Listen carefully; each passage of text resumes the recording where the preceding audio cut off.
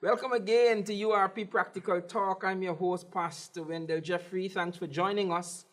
And we are in the final month of the year, and there's a lot of recapping to do. A lot of things are happening. The budget is out, and so we're going to get right into the discussion. With me again in the studio is Dr. Vishnu Bandu, the leader of the party. Doc, how you doing? Thank you. How you doing? You feeling good? You're looking good? Your tie look very Christmassy. Yes. Well, it's the Christmas season, you know. Yes, Doc. Well, I guess it would be appropriate as we are in this month, the month that persons remember the birth of Jesus, for us to reflect. What are your thoughts? Well, it's very important all over the world. People celebrate Christmas, even places like India, where all the Indians are. They celebrate big Christmas. Throughout the world, they celebrate Christmas. But it's very sad for us that we will have a very dim Christmas here. Wow. You know the movie Grinch. They had a movie Grinch that they take away all the Christmas joy from the people. And that is what is happening right now in our government. Granger, it's Jink, he's the new Grinch? Yeah, he's the new Grinch, taking away the Christmas joy from the people in every religion in Guyana, and even actually the world celebrate Christmas. Okay. It's an international thing. Children look forward to have their little gifts and having their little fun and their party and what have you. But it is very sad that in Guyana, I don't think this Christmas will be like that. We are, our relationships, we're very connected. And what is going to happen this particularly, what's your take on the fact that all these 400 sugar workers are being told, even as we go into the Christmas season, that there will be no employment for them? Well, I was in Kanchi, and they are telling me that this is the last month for them to be employed there. And I was reminding them that Mr. Horman had made a statement that they would not close the sugar estate for just now. And it seemed like they have a lot of bickering also within themselves, because people have been doing what they feel like to do. Because he has said that the cabinet hasn't approved that for the sugar estate to be closed now. Right. And someone else is saying that they have to close it. So within themselves, they are having a fighting right now. They set up a unit, and I think they're using one of the international accounting agency to look at the assets of Gaisuku and to make a recommendation.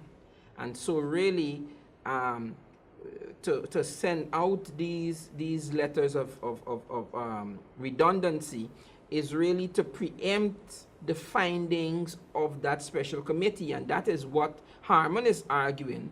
But Minister Holder is saying the fact is that we don't have work for these people to do. So we can't wait on a report that will prove that we don't have the work. Look, if you are the father and mother of this nation, you took on a responsibility to see that your people are happy, to make their life comfortable, to see smiles on their face.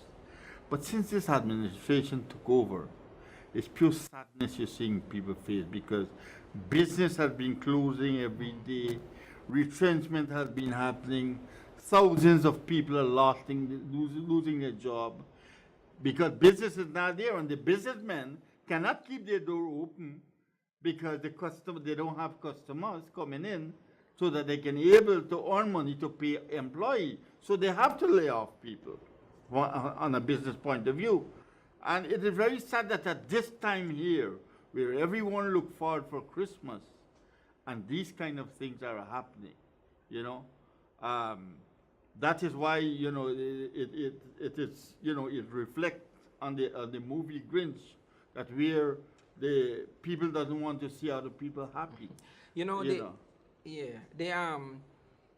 The business sector, the the private sector, and the commerce, they have put out a statement, and they are saying that they are very disappointed with this budget. Now, it's for me. I was overseas when I read it, and it was a very serious reality that the business people in your country give your budget a failing grade. That's very telling.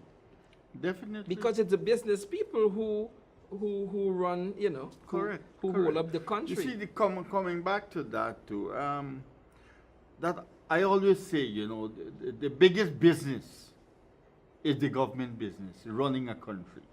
It's the biggest business. If that lawyer and doctor runs a country, it's business-minded people run the country. Okay. Because they can tell you, a lawyer know how to tell lies. That's where the lawyer come from, lies. Technicality. Right? Technicality. So they know how to tell lies. The doctor has his own profession doing that. Right? Not this degree, what they have in front of their name, give them the right to run a country. Okay. Because some of them can't even run their house. How they going to run the country? Okay. Right? And we have seen it clearly in this administration. I don't think many of these guys who are there can even run their own home because of the decision what they are making for the people. Now, let me be practical. If you never had anything in life, you don't even have a proper house in your life, right? How can you come and tell me how to run my life when I have a far better house than yours? Yeah? It means you have been doing something to go to the stage where I am, and I have been doing what I have, right? So how really you can advise me as a businessman? How can this government, any one of these ministers, advise people like Gafoor and Keeman Sankar and all these people? How come they can advise? What right they have to advise and tell them how they can grow business? Right. They can't grow business. Correct. Now, Go ahead. Go ahead, so it is important for us to examine all these things. Correct. What we are saying. You talk about the sugar industry just now. I went in quarantine Burmese yesterday, and people are saying that, look, they're taking everything away. We don't even have money to buy a little gift for children who are looking forward for this little present. We don't even have enough money to buy food for this Christmas. What would we do? Now, if you're talking about bailing out the sugar industry, right? At least if the taxpayers' money are running this country, right? And if you take the money and you bail out these people and make let them have smiles on their face, are you really wasting the money? The money is spending right here in Guyana. It's not going overseas. It is here, right? To make our people comfortable and happy, right? But how come? Why did all this big money that this government has raised their salary 50%? You mean none of them have conscience to really say, okay, which one of them can go and say, man, look, I take half of my salary for this month, and I enjoy yourself in this area? Not one, because they're so selfish, they're so mean, they're so greedy, they got so much ego, and this is what's happening in Guyana. And our people are not seeing it. All what they must see, black and coolie. That's all they see. Doc, I think that is changing. I want to come back a little though, and you can help me with this here. The current administration was clear when they were in the campaign mode that they are going to be very inclusive in their interaction with the Guyanese people. And I was very surprised when I sat overseas and read that the private sector has a failing grade for the current budget. And the reason I was is because the current administration, and particularly the Minister of Finance, knows these business people. I would think that if you, as you're preparing a budget, that you would call in guys, like you were saying, guys who know how money works, guys who understand how money works, and that you would call them in as you are preparing your budget. But to come and present a budget that didn't have the input of the private sector, to me, is counterproductive, you know. And another, the PPP also taking flack because you talked just now about the 50% increase in salaries. The PPP ministers also got an increase. And they promised that they're not going to take the money. And so what people are saying now is, if you're so concerned about that you have failed these sugar workers for 23 years, why don't you at least take that increase that you have gotten and carry the money, put all the PPP member parliament, take the millions that they have gotten and go out to these sugar estate areas and give out that money, because you promised that you're not going to keep it. Yeah, because they said that clearly when the money raised, they was against it. And they said they wouldn't collect it. And a few months after, you hear they collect all their money. Yeah. And they keep on collecting. They get the sweetness too, you know. So these people, the PPP and the PNC and the APNO, whatever you want to call them, they don't concern about the poor class of people in Guyana. They're concerned about the rich people, not the poor people. And I always say this on this program: the poor people and the grassroots people are the real people. Because these are the people, if they don't earn enough, you, the rich man, can't survive, because they will not support you, because they don't have money. And that's what has been happening in Guyana. This is reality. Let us look at it. You're talking about closing a sugar estate. I would admit that it was the PPP who put the estate them on the chopping block. Yeah. They are the one who would put the estate on the chopping block. And today they come out like a saint. We know nothing about this. This is not our doing. Yeah, pure You politics. know? You see? So this nasty politics, what these two political parties playing, it's very dangerous. And the people of Guyana must open their eyes and look at these things. You do not want people who make promises to you who cannot fulfill it. You want people who are honest and sincere. You don't want people with long degree, because the long degree putting us in the trouble here. Right? This is what got us in the trouble in Guyana. You know, because all what they're going there to do is to fill their pockets. That's all they keep concerned about. How we can fill our pockets. Right? And we have seen that 50-odd years, what has been going on in Guyana. Doc, I want to talk a little about, get your guidance on this here. You understand how money works, and you have been a businessman for just about all your life. Yeah. What do you think the leaders can do? In this case, President Granger, how does he keep his ministers and his cohorts from embezzling the state's money? What would you do? Put yourself as a presidential the president, and explain how you control stuff like that. I first of all, I will scrutinize all my ministers. Ensure that no hokey-pokey business is not going on. They are not misusing the state funds, the people's money. If I found one of them, I don't care who it could be my son, it could be my daughter, it could be, they're going to jail for it. If that happened, they are going straight to jail. As I give you the instance the last time about my own son, who in charge of the groups in the United States and Canada. One sentence he made wrong.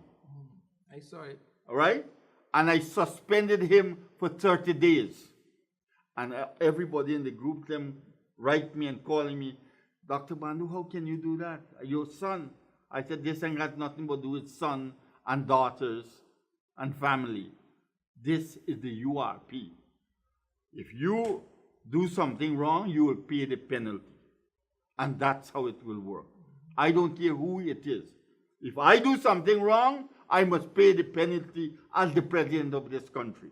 Okay. Because I took the leadership, I am the father of this nation, and my job is to look all over and see the best way how I can able to see my people are happy, they're getting to eat, they're getting clothes, they're getting shelter over their head. And that is my job.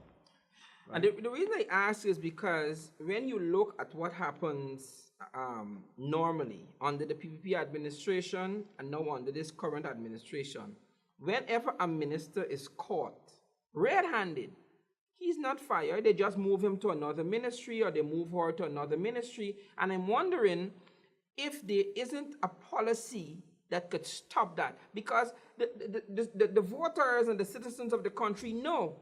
We know that they did something wrong. And yet, they just move them from one ministry to the next. And they kind of hope that things will die down. There's no accountability.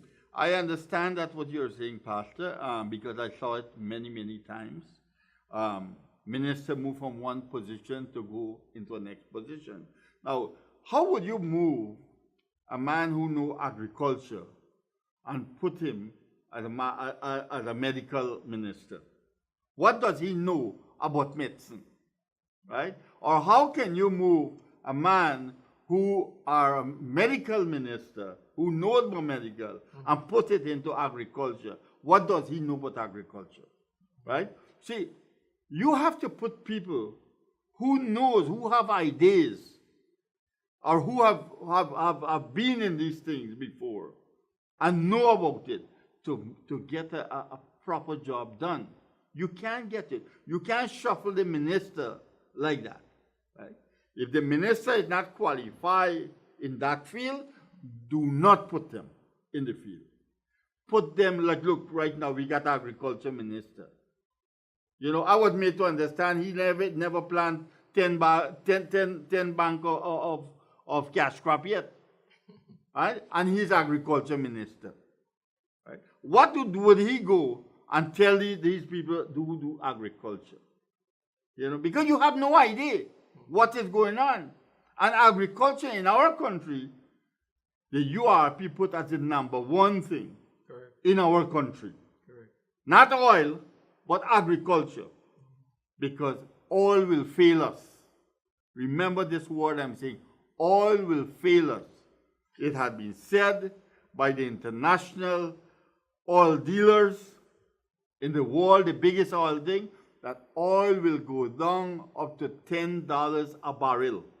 And I believe it, because all machines today, oil-run machine, correct, and they are trying to divert from oil and go electric in the world today. So this, our government are talking about oil, they will get a shock. They will get a surprise. But if we keep on focusing in our agricultural produce, we would not fail. Correct. Because all over the world has to eat. People have to feed themselves. Correct. Right? And we will never ever fail. And that is why the URP are focusing so much on agriculture. That is why any country I go and meet with manufacturing company, different industry, to tell them about Guyana and what can you do to come and assist us here. You know, to open up Guyana. You have every area. As you heard I said earlier in other programs, that we believe, the URP believe, that every region must be able to sustain themselves. Okay. They must have towns, they must have everything what the city have, they must have. So their money can be spent in their own areas, and develop their own areas. Right now, everything what we got, look, yesterday, I was passing, me and a friend was driving, and we see somebody building like we were in quarantine. Mm-hmm. We saw the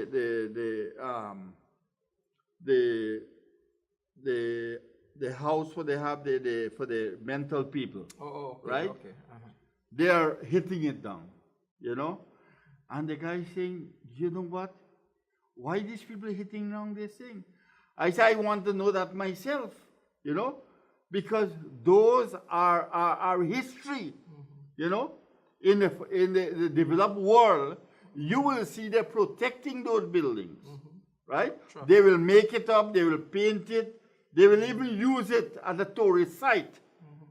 And someone will go through with you and explain when did building start, who and who was there, you know, real history.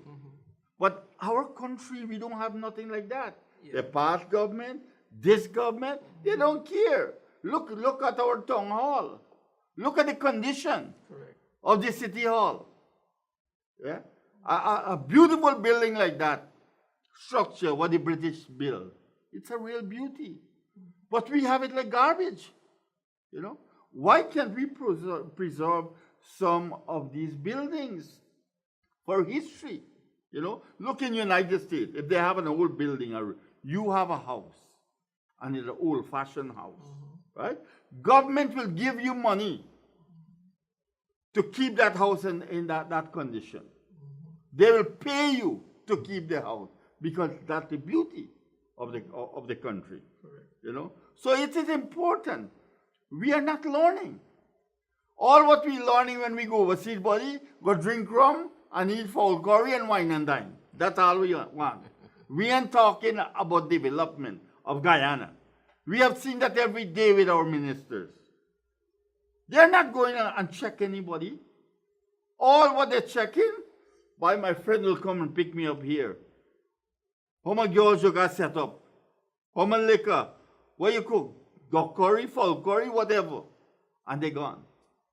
They go for 1.5 hours for meeting, spending so much, thousands of US dollars on that meeting. And what? Does nothing. And that is why I'm saying the taxpayers in Guyana should be able to sanction anything that government does. Our government should bring it to their attention because it's their money, has to pay it back. Whatever invest in Guyana is the taxpayer money, and the taxpayer has to pay it back. If you take 100 years, it's the taxpayer. And they have all right to give an input into those things. But with this government, we have no right. Whatever we say, we are the boss. But you forgot that you took a responsibility by managing this country, governing it, not ruling people, but govern people. Right? You ought to discuss things with them. Let them know what you intend to do. You know, but not mind what you say. If the Granger administration make a decision, you know, because I heard it many, many times, ministers said on the television, this is my decision and nobody can turn it. Nobody can say no about it. No matter how much demonstration you have against that. They don't care. They are the God. Right? We do not want in Guyana a minister and a president to be God. We want them to serve us because we are paying them to serve us. Right? They're not doing anything for us. We are doing for them because we are paying them. It's our taxpayers' money paying them. Right? So you are my servant. You are not my boss. You ought to consult with me what you are doing. Right? As I always said, all resources in Guyana are the people's resource. Everything that my government in Guyana is the people one. Right?